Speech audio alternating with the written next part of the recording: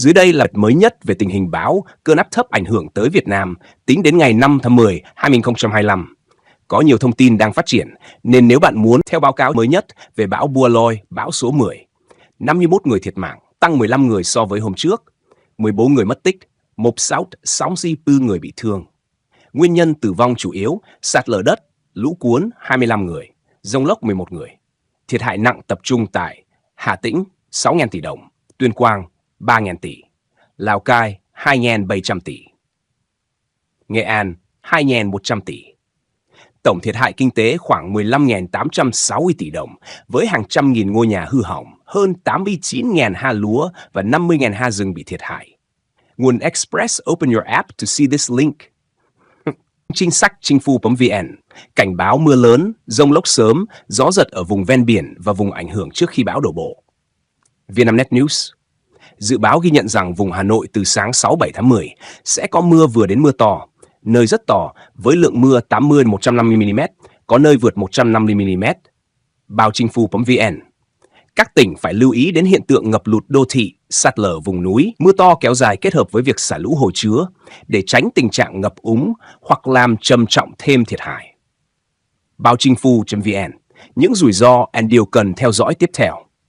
Thời điểm bão đổ bộ and cường độ có thể thay đổi, gây khó khăn cho dự báo chi tiết từng địa phương.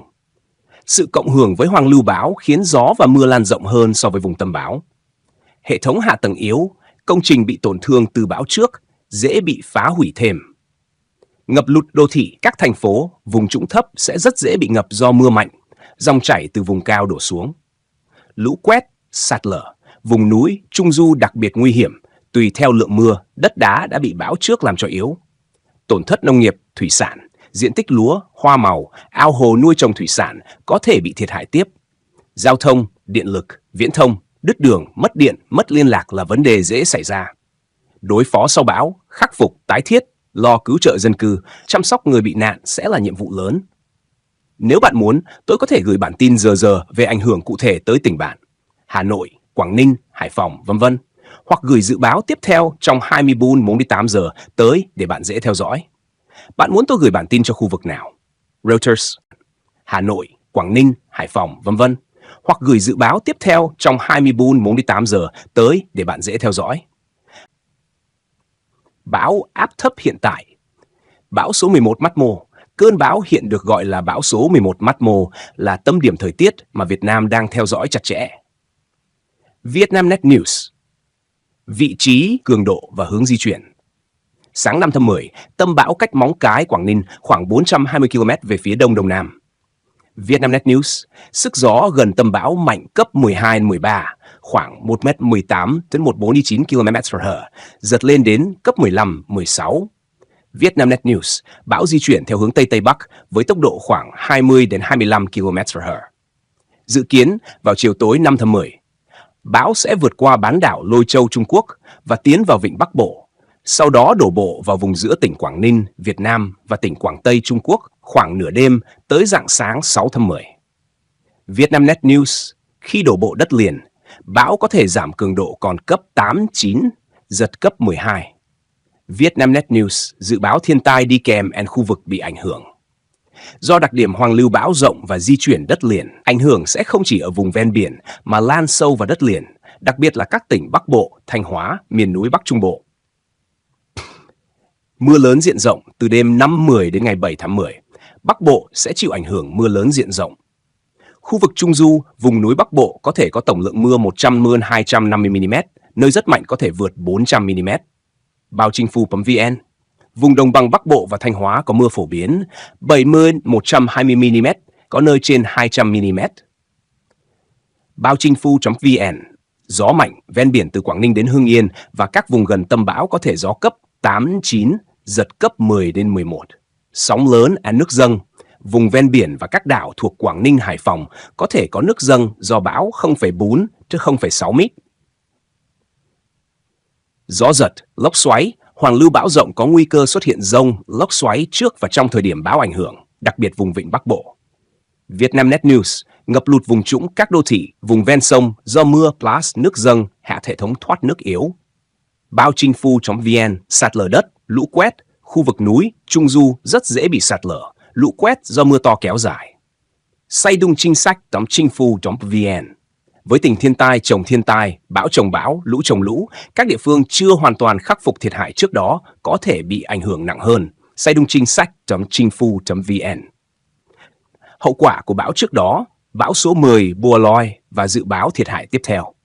Mặc dù bão số 11 Mo đang là diễn biến được quan tâm nhất, nhưng chúng ta cũng phải xét đến di sản mà bão số 10 Loi để lại, vì nó ảnh hưởng trực tiếp đến khả năng ứng phó, vốn liếng cơ sở hạ tầng và độ bền bỉ của các công trình. Thiệt hại do Bua Loi theo báo cáo mới nhất. Số người chết do bão Bua Loi tại Việt Nam đã tăng lên 51 người. Reuters. Thiệt hại tài sản ước tính lên tới 11,5 nghìn tỷ đồng đã điều chỉnh từ các báo cáo trước. Reuters. Hơn 200 ngôi nhà bị hư hỏng hoặc ngập lụt. Reuters. Diện tích lúa và cây trồng bị thiệt hại hơn 51.000 ha. Reuters. Hạ tầng bị ảnh hưởng, đường xá, trường học, văn phòng, các công trình công cộng bị hư hại, mất điện diện rộng, nhiều đoạn giao thông bị gián đoạn. Reuters. Các khu công nghiệp lớn trong vùng ảnh hưởng như Foxconn, Formosa Plastics, VinFast, Luxshare nằm gần đường đi của bão nên có nguy cơ bị ảnh hưởng về sản xuất, chuỗi cung ứng, mặc dù báo cáo chưa xác định thiệt hại cụ thể tại các khu công nghiệp này. Reuters. Đó những thiệt hại này, việc ứng phó với bão số 11 sẽ khó khăn hơn. Ví dụ, hệ thống đê điều, cống thoát nước, mái nhà phai, công trình đã bị tổn thương chưa được sửa chữa kịp thời, có thể bị phá hủy tiếp tục.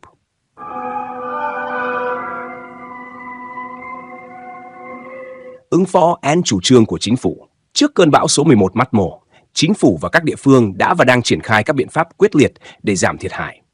Thủ tướng Chính phủ đã ban hành công điện khẩn, chỉ đạo các bộ ngành, tỉnh thành từ Bắc Bộ đến Bắc Trung Bộ phải chủ động ứng phó cơn bão, đặc biệt trong bối cảnh thiên tai chồng thiên tai. saidungchinsak.chingfu.vn. Các địa phương như Quảng Ninh, Hải Phòng, Hưng Yên, Thanh Hóa, Nghệ An đã được yêu cầu triển khai biện pháp khẩn cấp. saidungchinsak.chingfu.vn kích hoạt hệ thống phòng chống thiên tai, kiểm tra đê, hồ đập, gia cố công trình yếu, chủ động sơ tán dân cư vùng nguy hiểm, bảo đảm an toàn tính mạng, tài sản người dân. saidungchinsak.chingfu.vn. Các cơ quan như quốc phòng, công an, nông nghiệp, xây dựng, công thương, y tế được huy động để phối hợp phòng chống bão. saidungchinsak.chingfu.vn. Cảnh báo mưa lớn, dông lốc sớm, gió giật ở vùng ven biển và vùng ảnh hưởng trước khi bão đổ bộ. Vietnamnet News. Dự báo ghi nhận rằng vùng Hà Nội từ sáng 6-7 tháng 10 sẽ có mưa vừa đến mưa to, nơi rất to với lượng mưa 80-150 mm, có nơi vượt 150 mm.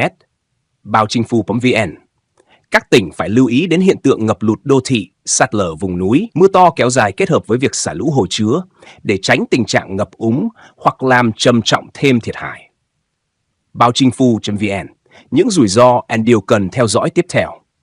Thời điểm mình không chắc cỡ nào bạn muốn nói là bão loại nào. Bạn có thể nói rõ hơn là bạn đang nói về cấp bão, mức độ mạnh, ảnh hưởng gió, mưa lớn hay thiệt hại. Nhưng mình tạm phân tích chút. Theo cách phân loại bão phổ biến ở Việt Nam, bão mạnh là bão cấp 10 đến 11. Bão rất mạnh là cấp 12 đến 15 và siêu bão là từ cấp 16 trở lên. Thư viện pháp luật.